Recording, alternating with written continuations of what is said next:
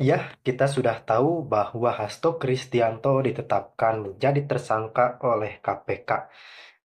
Cukup mengagetkan karena memang Hasto dikenal sebagai salah satu tokoh yang memang sangat menjunjung tinggi demokrasi dan bahkan beliau sampai menjadi pengkritik keras pemilu 2024 yang memang disinyalir ada beberapa intervensi dari aparat-aparat negara atau kita kenal bahwa istilah parcok.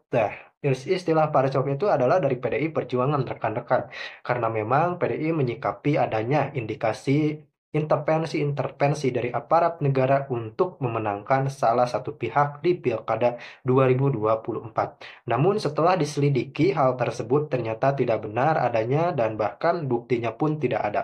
Baik, kembali ke poin utama terkait penangkapan Hasto, bagaimana alur penyelidikan serta kok bisa seorang tersangka malah tidak ada di kediamannya dan orang tidak mengetahui keberadaannya atau dalam media menyebutnya menghilang. Aduh, ini bisa saja kecolongan rekan-rekan. Kenapa saya katakan demikian? Karena memang untuk kasus Hasto ini adalah kasus suap dan beliau memang disinyalir terlibat. Bahkan KPK sudah menetapkan tersangka, berarti beliau ada keterlibatan beliau dalam kasus Harun Masiku. Kita tahu bahwa kasus Harun Masiku ini sangat meresahkan masyarakat luas di Republik Indonesia.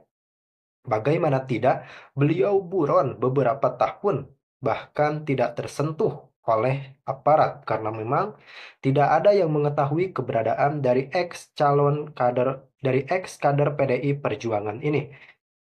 Dan pada beberapa waktu yang lalu, Hasto ini sempat dimintai keterangan oleh KPK dalam statusnya yang masih saksi. Kita garis bawahi ya rekan-rekan bahwa status Hasto pada saat itu masih berstatus saksi. Pada berjalannya penyidikan bahwa Hasto ini cukup melakukan perlawanan yang sangat sengit, teman-teman. Salah satunya adalah saat diminta menyerahkan ponsel pribadi dan tas bawaannya, Bapak Hasto ini keberatan kalau barang-barang bawaannya disita terlebih dahulu oleh KPK. Sebenarnya penyitaan ini adalah untuk mengefektifkan serta untuk lebih hikmat dalam hal penyidikan karena memang KPK membutuhkan informasi-informasi berharga dari Hasto Kristianto selaku Sekjen PDI Perjuangan. Artinya Hasto seharusnya bisa mengetahui dan menjadi orang dekat dari Harun Masiku ini. Namun ternyata pada perjalanan penyidikannya Hasto melakukan perlawanan dan beliau sangat keberatan atas penyitaan tersebut. Bahkan Hasto menyeret peristiwa ini ke Komnas HAM karena memang beliau memandang ini adalah sebuah pelanggaran HAM. Dan memang kita adalah negara hukum, segala sesuatu bisa diatasi dengan hukum rekan-rekan.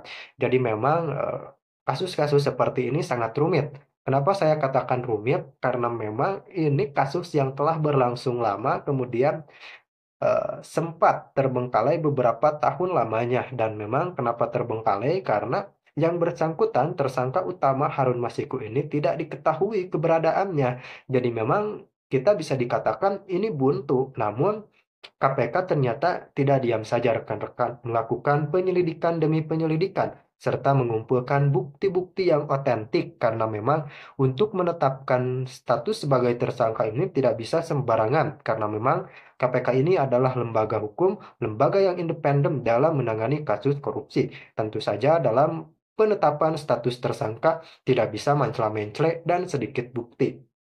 Jadi tidak bisa begini rekan-rekan.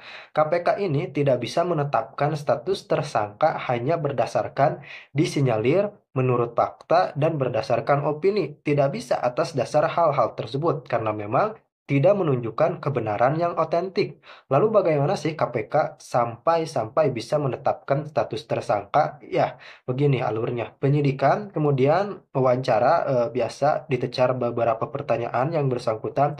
Usai itu melakukan pengembangan penyidikan serta mencocokkan bukti-bukti yang ada di lapangan serta memperhatikan rekam jejak, kemudian diteliti oleh tim penyidik KPK ketika bukti-bukti ditujukan benar, relevan, serta buktinya kuat dan otentik, maka tidak bisa dilawan lagi, harus ditetapkan sebagai tersangka. Dan ini memang sudah menjadi ketentuan hukum di Republik Indonesia.